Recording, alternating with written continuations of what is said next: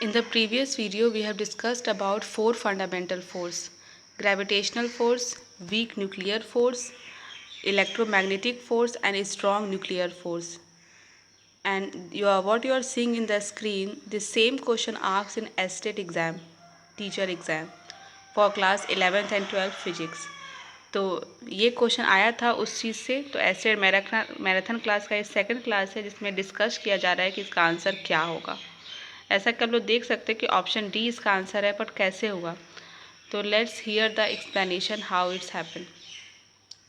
As we know that nuclear forces are very weak force and they are very closely ranged, so their effects are only in the nucleus, otherwise they are negligible. In the given case, electrons are kept at the separation, but there is no involvement of the nucleus, thus its magnitude will be very less.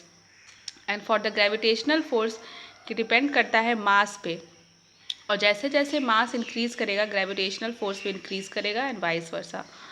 And mass of the electron is 9.1 into 10⁻31 kg, जो कि बहुत ही छोटा है, इसलिए जो gravitational force है electron के भी जो लगेगा एट अ गिवन सेपरेशन वो भी बहुत कम होगा, और उसका जो मैग्नीट्यूड होगा लेकिन मैग्नीट्यूड ज़्यादा होगा न्यूक्लियर फोर्स की comparable.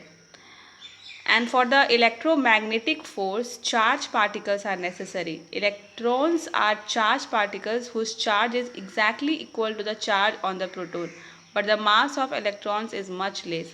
So option D is the correct option. E is the greatest, then G, then N, nuclear force. Thank you.